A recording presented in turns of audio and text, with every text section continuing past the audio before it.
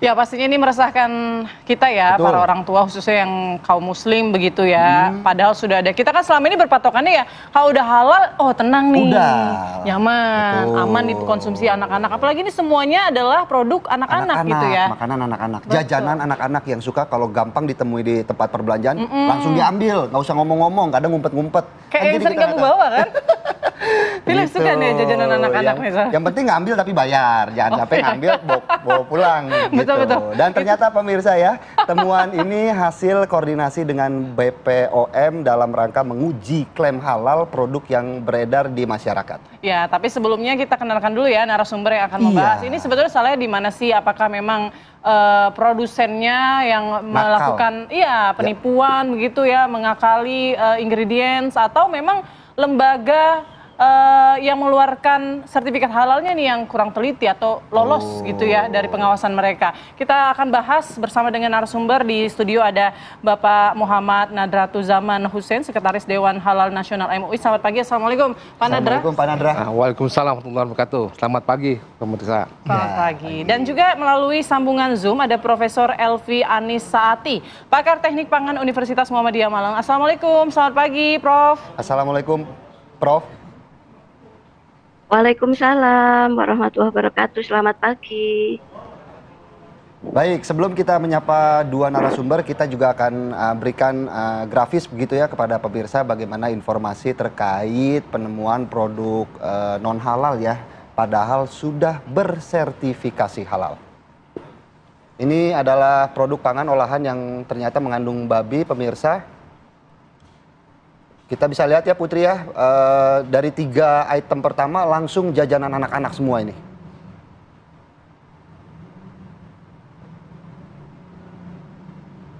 Dan kalau kita lihat produk-produk yang cukup mudah ditemukan di tempat perbelanjaan.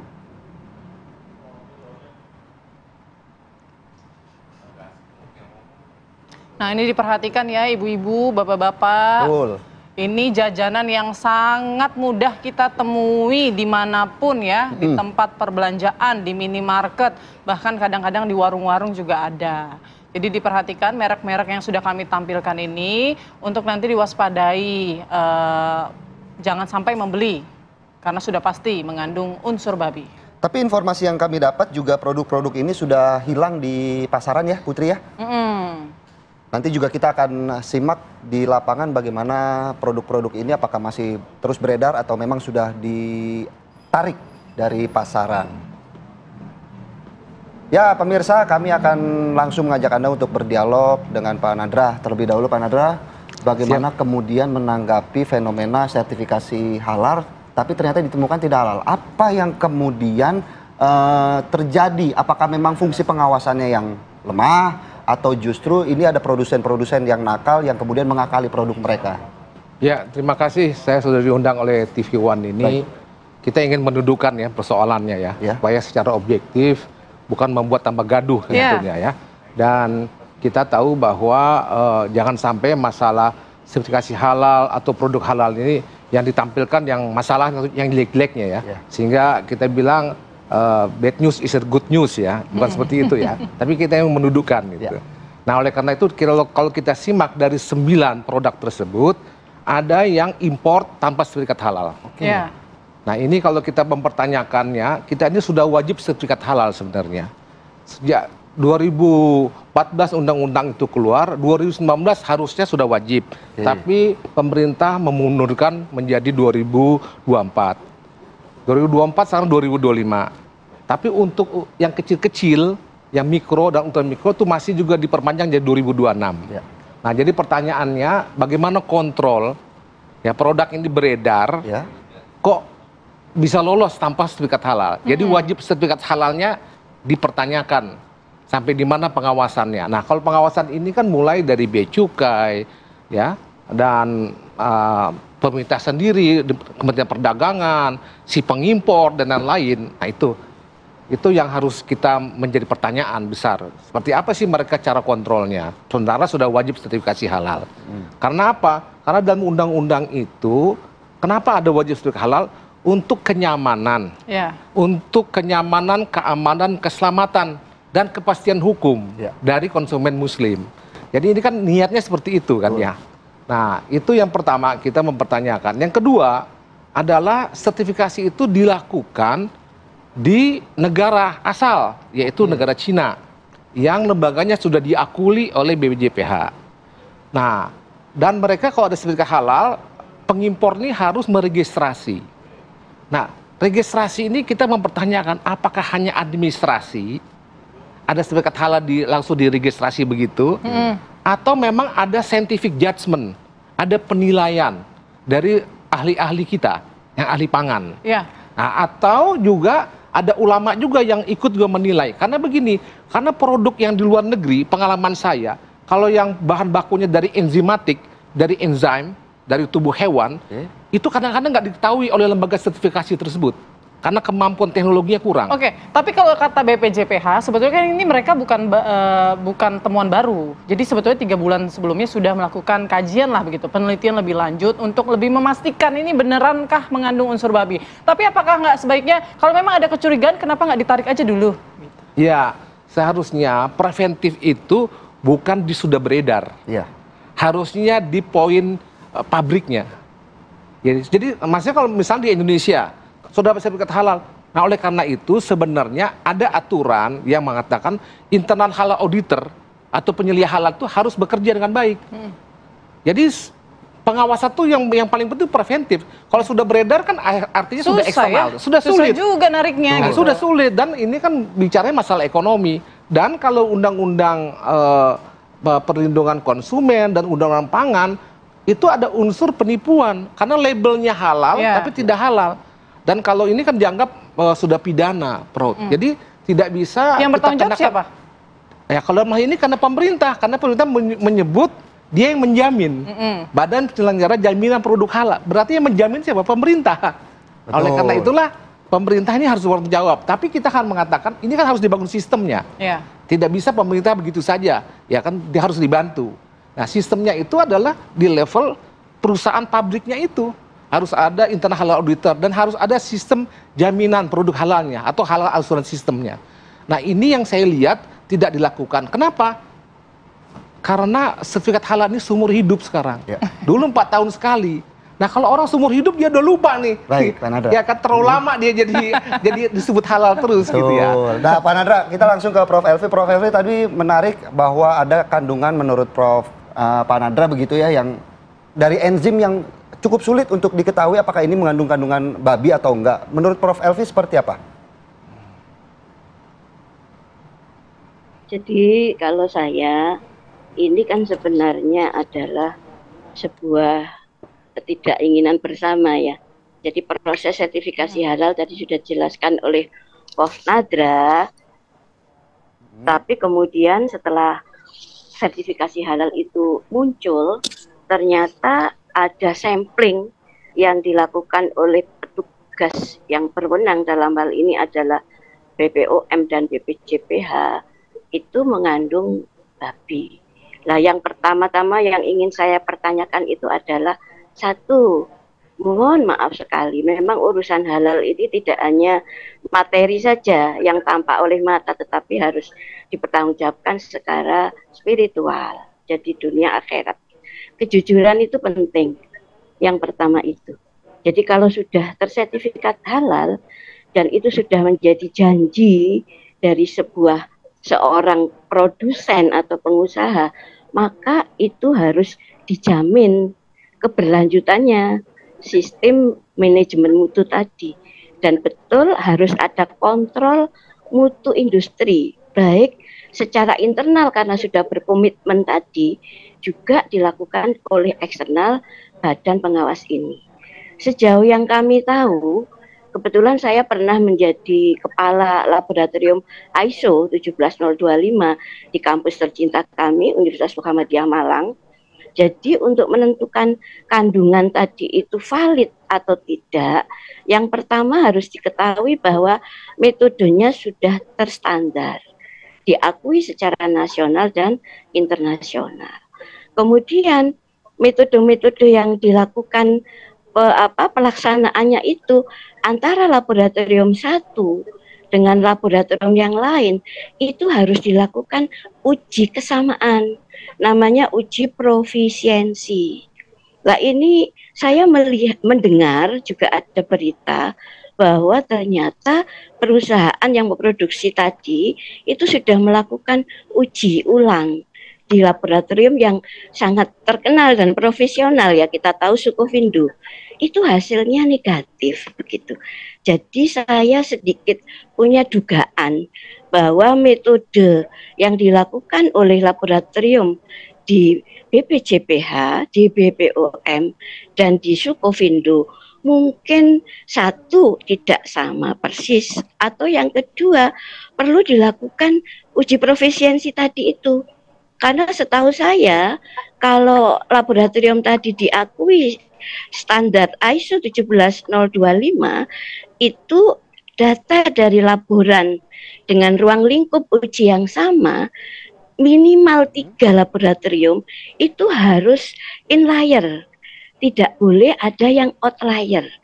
Mungkin ini perlu duduk bersama menyamakan standar ya uji halal tersebut secara bersama-sama. Itu mungkin sehingga tidak ada perbedaan hasil. Baik Prof. Elvi, pertanyaan saya simpel Prof. Apakah sulit atau gampang untuk kemudian mengakali ataupun menutup-nutupi kandungan babi yang ada dalam suatu makanan, Prof? Ya sebenarnya kalau orang ingin berbuat tidak jujur ya cerdik juga toh Pak, dengan cara mengakali mencampur bahan ya sedemikian rupa, karena bahan-bahan yang terdeteksi itu adalah secara struktur molekuler kan begitu, interaksi kimia. Tetapi sebenarnya PCR yang digunakan oleh ketiga laboratorium ini saya pikir juga sudah cukup canggih. Yaitu tadi, tetapi kadang-kadang ngapunten itu terkontaminasinya bisa juga pada saat pengiriman, pada saat distribusi, ditransportasi. Makanya di Malaysia itu ada kontainer itu juga disertifikat halal begitu.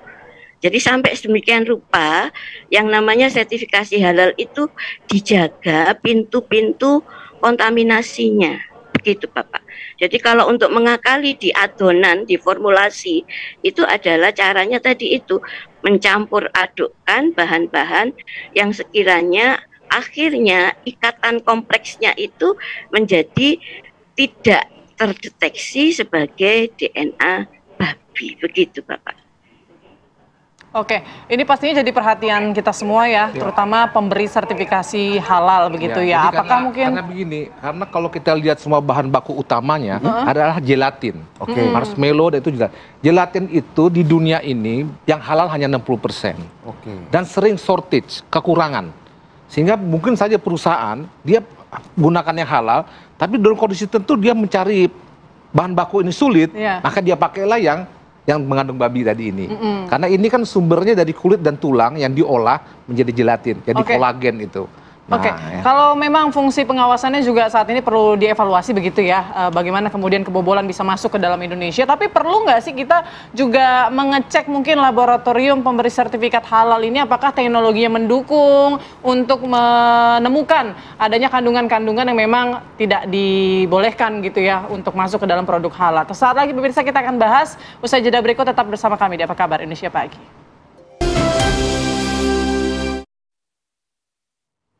Ya, kembali di Apa Kabar Indonesia Pagi, pemirsa. Langsung saja ke Pak Nadra. Pak Nadra, kalau memang semua harus dievaluasi, perlukah evaluasinya ini sampai ke laboratorium pemberi sertifikat halal, mengingat ternyata masih kebobolan juga nih, ada bahan-bahan haram begitu ya, yang masuk dalam produk halal? Ya, jadi dalam sistem sertifikasi yang dibuat oleh BPJPH, lembaga pemeriksa halal itu, kalau dia melakukan audit, menelusuri bahan baku atau asal-usulnya, kalau dia mencurigai sesuatu, ya itu dia bisa menggunakan lab untuk mengecek.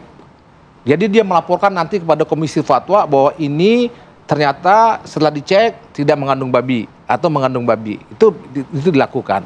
Hanya saja yang menjadi persoalan ini lab-lab ini tidak tersedia banyak. hanya di beberapa tempat saja yang bisa melakukan itu, harus diakreditasi dan lain-lain. Dengan teknologi yang lebih canggih, lebih canggih gitu ya? dengan biasanya dengan PCR, DNA itu. Nah itu dan ya boleh katakan yang jadi masalah sekarang ini kan para pelaku usaha ini kan merasa mahal. Iya. Nanti ada biaya lab lagi dan segala macam ya. Dan juga LPH kadang-kadang merasa nggak perlulah di lab lagi gitu ya, karena ini udah cukup. Nah, oleh karena itu menurut hemat saya, memang masalah halal ini kan masalah hukum Islam, halal atau haram. Jadi memang dari hulu ke hilir ini harus dibuat sedemikian rupa aturan mainnya gitu, yang lebih detail gitu ya. Jadi kita nggak bisa lagi ya asal jalan begitu aja gitu. Itu harapan saya seperti itu. Dan ada satu lagi yang harus dilakukan, yaitu halal assurance sistemnya. Bahwa SOP-nya bagaimana sih? Hari ini dia diaudit, dia halal, keluar sertifikat halal. Apa besok dia melakukan yang sama? Harus ada SOP-nya. Nah SOP ini juga harus dibuktikan dengan audit lagi. Nah pengawasan BPJPH harusnya di sini. Nah pengawasan langsung ke pabrik. Ya. Nah karena apa? Karena sertifikat halal ini tadi dinyatakan seumur hidup. Sistem surveillance-nya itu tidak ada. Jadi setiap mau ngirim barang cek lagi, setiap barang baru cek lagi, setiap barang baru cek lagi. Jadi jadi jangan sampai kebobolan gitu ya. Iya, nah itu tugasnya BPJPH, bukan tugasnya LPH. Jadi BPJPH sebagai pengawas, karena masyarakat ini LPH kita nggak punya hak untuk melakukan pengawasan, kan pemerintah yang melakukan pengawasan. Kita nggak punya hak. Ya, kita bisa dituntut kalau kita coba nanti kita dianggap liar kan gitu. Jadi yang berhak itu mengawasi adalah pemerintah, dalam hal ini BPJPH. Oleh karena itu dia harus proaktif memang, jangan menunggu Badan POM, ya kan? Harusnya mereka. Nah sistemnya itu harus dibangun. Sampai saat sekarang itu belum ada sistem yang saya lihat. Ya, ini kan kepercayaan publik ya. Ya betul. Jadinya minim begitu. Lalu pembenahan seperti apa, Pak Nadra, yang harus dilakukan dalam waktu dekat ini untuk artinya mengembalikan kepercayaan publik begitu? Ya artinya nih sekarang harus mengambil pelajaran, dan ini bukan sekali. Betul. Dulu tahun ada asam glutamik yang vetsin itu ya dapat sertifikat halal, tidak halal. Sudah banyak kasus-kasus ini. Jadi menurut saya kalau seandainya kasus-kasus ini tidak diatasi, muncul lagi, orang bertanya buat apa sertifikat halal? Tapi kita meragukan kan gitu, nggak ada trust kan gitu. Nah oleh karena itu saya mengusulkan bahwa penjaminan sertifikat halal ini harus dilakukan oleh pemerintah dengan pengawasan ketat. Lalu bagaimana peran masyarakat sekarang? Nah saya menginginkan masalah sertifikat halal ini harus melibatkan ormas Islam. Karena ormas Islam ini ada sampai level kecamatan kepengurusannya. Oleh karena itu saya menganjurkan bahwa yang melakukan sertifikasi itu bukan BPJPH lagi, tapi adalah lembaga sertifikasi yang berbasis ormas Islam. Atau lembaga-lembaga seperti Sukovindo, SRI, dan lain-lain itu boleh melakukan. Atau lembaga pemerintah di perindustrian. Tapi jangan lagi BPJPH ini menjadi lembaga sertifikasi. Sekarang mereka lembaga sertifikasi. Berarti pintunya akan semakin banyak dong kalau nanti ormas yang akan mengeluarkan. Yang jadi pengawas oleh BPJPH. Kalau sekarang dia lembaga sertifikasi dan juga lembaga pengawas. Jadi ada konflik of interest gitu ya. Kalau yang lembaga sertifikasi ini banyak, tapi ada pengawasan yang ketat, itu akan jalan. Karena apa? Dari 63 juta usaha kecil dan ultramikro, itu baru 3 juta bersertifikat halal yang pengusaha. Jadi masih banyak sekali nih sebenarnya yang belum bersertifikat halal. Nah saya sih berpendapat bahwa lembaga sertifikasi ini kembalikanlah kepada masyarakat. Kalau dulu MUI, LPPOM masyarakat, sekarang kepada ormas Islam. Serahkan, tapi dibuat aturan yang ketat sehingga BPJPH sebagai pengawas. Itu akan lebih bagus dan akan lebih cepat. Dan ormas Islam, umat Islam sendiri yang melakukan kontrol. Nah, itu kan lebih murah kan artinya. Jadi pemerintah nggak terlalu berat dibantu oleh ormas Islam. Gitu. Baik, Pak Nadra, kita ke Prof. Elvi lagi. Prof, kalau kita melihat bagaimana kualitas dari penguji ataupun lab-lab yang ada di Indonesia, apakah menurut Prof. Elvi sendiri sudah cukup mumpuni untuk kemudian mendeteksi kandungan haram dalam makanan, begitu? Jadi kondisi laboratorium halal di Indonesia itu sudah cukup baik perkembangannya, hanya memang belum banyak. Jadi masih terbatas lah, ada di beberapa lembaga tadi seperti Sukovindo di Bogor dan di Jawa Timur itu ada Sarasvati, kemudian di IPB, kemudian ada di Unpad, ya beberapa itu sudah memiliki uji halal. Hanya yang terstandar ISO tadi 17025 itu tidak banyak. Padahal kalau sebuah sertifikasi reguler, jadi ini kebetulan para pemirsa di rumah televisi TV One, ini yang ketahuan itu adalah sertifikasi halal yang jalur reguler. Reguler itu lebih banyak dilakukan oleh pengusaha menengah ke atas, jadi lebih ke perusahaan dan CV. Tadi Prof. Nadra sudah menjelaskan bahwa sekarang ini BPJPH kan juga sedang melakukan perbanyakan ya, percepatan sertifikasi halal self declare yang dilakukan oleh UMKM. Lah yang UMKM ini tidak ada pengujian lab, itu kadang-kadang yang masih harus sangat ketat ya didampingi. Kenapa? Karena untuk menentukan titik kritis keharaman ini hanya dilihat melalui berkas saja. Jadi berkas bahan apa saja yang digunakan di dalam produksi dan lain-lain. Itu kadang-kadang tenaga pendamping halalnya itu belum begitu maksimal, mumpuni ya untuk mengetahui titik-titik kritis ini. Nah, kalau sertifikasi reguler oleh perusahaan ini karena kebanyakan adalah impor dan ternyata kami deteksi itu perolehan sertifikasi halalnya itu dalam rentang masa COVID waktu itu 2020 sampai 2022. Barangkali saja karena masa COVID itu namanya audiensi, visitasi, akreditasinya itu melalui daring sehingga pengecekan dari bahan-bahan dari hulu sampai hilir tadi, dari bahan baku, processing, kemudian kalau laboratorium ini kan sangat penting karena hasilnya ini menentukan sidang fatwa dari MUI tadi yang diceritakan oleh Prof. Nadra. Kalau dikatakan oh ini sudah hijau lampunya tidak ada keharaman, maka dilanjutkan. Lah labelisasi ini tugasnya adalah BPOM, Bapak Ibu sekalian. Jadi hasil uji lab itu menjadi sangat penting karena yang akan dicantumkan di dalam label dan yang menentukan di dalam sidang fatwa ini apakah kandungan babi atau titik keharaman itu sudah nol, sudah tidak ada. Nah, tadi karena terbatasnya laboratorium di Indonesia, maka analisa biayanya juga memang relatif mahal untuk ukuran UMKM atau UKM menengah ke bawah. Nah, ini yang bisa melakukan adalah perusahaan tadi. Tadi seperti yang di awal saya sampaikan, kalau laboratorium tadi sudah terstandar ISO 17025, itu mestinya sudah sangat menjaga sistem manajemen mutunya. Tetapi tadi saya katakan, apakah antar laboratorium yang sudah standar ini sudah melakukan uji profisiensi bersama bahwa hasil analisanya itu sama hasilnya inlier gitu. Baik Prof. Elvi, ini kita juga mau memantau ya pagi hari ini apakah masih beredar nih 9 produk-produk yang diduga ini atau bukan diduga lagi bahkan memang mengandung unsur babi begitu ya. Sudah ada rekan kami Josephine Kezia yang berada di sebuah minimarket. Josephine Kezia, pantauan Anda pagi hari ini apakah masih beredar produk-produk marshmallow yang mengandung unsur babi di sana?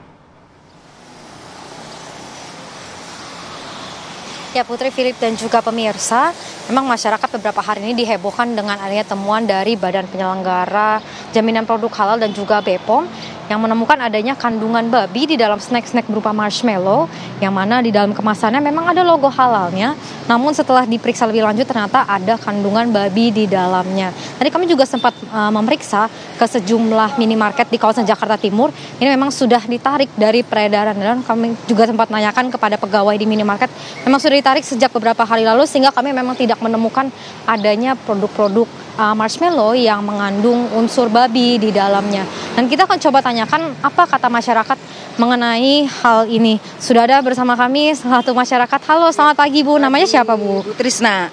Oke, Bu Trisna tahu nggak Bu soal marshmallow yang kemudian ada kandungan babi di dalamnya padahal di kemasannya ada logo halalnya Bu? Ada logo halalnya, belum tahu. Kalau udah tahu ya kita harus nggak beli lagi lah. Takutnya kan namanya juga anak-anak ya. Takutnya ntar pertumbuhan anak di badannya takutnya kenapa-napa kan ya, kalau bisa ya buat masyarakat ya lebih hati-hati aja. Tapi menanggapi adanya temuan dari BPOM ini seperti apa Bu? Ini kan marshmallow kan produk yang digemari anak-anak ya Bu, kalau dilihat-lihat ini kan makanan manis gitu Bu. Menanggapinya seperti apa Bu? Ya menanggapinya ya kita harus hati-hati aja, udah gitu aja. Kalau bisa sih ditarik aja produknya, kalau emang ada kandungan babinya, gitu aja. Tapi Ibu sempat pernah melihat produknya atau mungkin sempat beli nggak Bu? Sempat, kemarin pas pulang kampung kita beli. Iya, anak aku beli. Beli. Anaknya umur berapa Bu? Umur 12 tahun. Iya. Berarti lagi senang-senangnya dengan makanan manis seperti itu ya? Iya, anak kecil kan lagi senang-senangnya. Kalau tahu tuh begitu ya kita nggak boleh beli lah. Kalau ada kandungan babinya, gitu aja sih. Tapi ini kan Ibu kan kita tahu baru mau belanja nih Bu. Tadi sempat ngeliat di dalam Bu? Belum, aku belum sempat masuk. Iya, ngantar teman juga sih di dalam. Tapi kalau melihat selain di tempat yang di kampung kemarin, kalau di Indomaret yang di sekitar sini, maksud kami di minimarket di sekitar sini, apakah ada menemukan Bu marshmallow yang diperkirakan yang ditemukan ada kandungan babinya? Oh, ya nggak tahu ya. Ya soalnya kan kita jarang beli juga, tapi ada beli gitu. Tapi nggak tahu belum di sini masih ada nggak. Kalau di kampung masih ada di tempat-tempat ini. Iya. Oke, mungkin Bu terakhir harapannya seperti apa Bu? Ya harapannya ya hati-hati aja. Kalau bisa ya kalau ya memang ada produk begitu, ada kandungan babinya, ya kita harus lebih hati-hati dan kalau bisa ya ditarik lah. Ya udah iya. Baik, terima kasih banyak atas waktunya Bu Trisna. Selamat melanjutkan aktivitas. Nah, baik itu dia Philip, Putri dan juga pemirsa. Ini memang masyarakat banyak yang belum mengetahui adanya penemuan dari BPOM dan juga Badan Penyelenggara Jaminan Produk Halal mengenai adanya temuan kandungan babi di dalam snack yang berupa marshmallow. Yang tentunya ini digemari oleh anak-anak dan juga orang tua ini sering sekali membelikan untuk anak-anaknya. Dan tentunya ini menjadi perhatian untuk kita semua tentunya. Dan tentunya kita akan sama-sama melihat apakah seperti apa dan tadi kalau kami melihat ke dalam ini memang tidak ada 9 produk yang di-list. Ini tidak ada lagi diperjualbelikan di sejumlah minimarket di kawasan Jakarta Timur. Demikian, kembali ke studio. Baik, terima kasih Josephine Kezi atas laporannya. Beruntung ya bergerak cepat seluruh minimarket untuk menarik produk-produk yang terindikasi mengandung kandungan haram meskipun bersertifikasi halal. Mengandung apa? Haram. Oh ya, mengandung gitu. babi gitu ya. Babinya jangan kesini, jadi salah arti nanti. Langsung ke Pak Nadra. Pak Nadra mungkin untuk memberikan efek jerah, sejauh ini apa hukuman yang bisa diterapkan kepada para penjual yang ternyata dalam tanda kutip nakal? Ya, kalau di Undang-Undang Jaminan Produk Halal tahun 2014 itu denda administrasi. Tetapi kalau di Undang-Undang Perlindungan Konsumen dan Undang-Undang Pangan, itu yang saya baca itu bisa kurungan. Sampai ke pidana. Ya. Tapi kayaknya sangat jarang untuk sampai ke pidana. Nah inilah yang maksud saya, bagaimana penyelesaiannya kadang-kadang kita nggak tahu. Secara adat? Mungkin secara adat. Artinya begini, kita sebenarnya ingin para pengusaha itu ada efek jerah. Dan harus melihat bahwa ini bentuk perlindungan konsumen. Betul. Ya. Dan kita sudah berani ada wajib sertifikat halal. Kan wajib itu kan kalau tidak dilakukan salah. Nah oleh karena itulah muktamad saja, ini tugas berat pemerintah sebenarnya. Apalagi sekarang BPJPH itu levelnya udah setingkat menteri gitu ya. Tetapi kantornya tidak ada di daerah-daerah. Ini juga jadi persoalan komunikasi ya. Jadi ya kalau mau dibuat seperti itu ya harusnya memang sosialisasi, literasinya dan semuanya harus digarap dengan baik. Sehingga kesadaran ini juga muncul di masyarakat. Sehingga masyarakat juga ikut menjaga ya, mengontrol juga. Makanya saya bilang ormas Islam ini harus dilibatkan. Ya kan nggak bisa BPJPH kerja sendiri gitu. Dan masyarakat bisa melaporkannya sehingga pengawasan itu lebih efektif gitu. Terlalu mahal pengawasan ini. Indonesia ini begitu luas ya. Dan produk yang ada ini kan boleh katakan perusahaan ini kan kalau yang ultramikro itu kan 63 juta. Kalau yang menengah dan besar itu kan sekitar 1,5 juta. Ini kan besar sekali ya. Bukan kerja mudah. Menurut saya. Untuk usia ataupun jangka waktu sertifikat halalnya, apakah Anda seumur hidup sekarang. Tapi Anda punya apa ya usulan mungkin rekomendasi untuk dibikin mungkin per tahun misalnya. Ya kalau di undang-undang itu dulu disebut 4 tahun sekali. Dulu waktu MUI 2 tahun sekali. Dengan harapan bahwa itu untuk mengingatkan terus bagi pengusaha. Tapi isu yang bergeser adalah jangan sampai sertifikat halal ini menimbulkan biaya kepada pengusaha sehingga dibuat seumur hidup. Padahal kalau di ISO itu lebih mahal daripada sertifikat halal. Sifat-sifat lain lagi. Nah, jadi dan lebih sulit lagi. Lebih sulit lagi dan perlu bayar konsultan dan lain.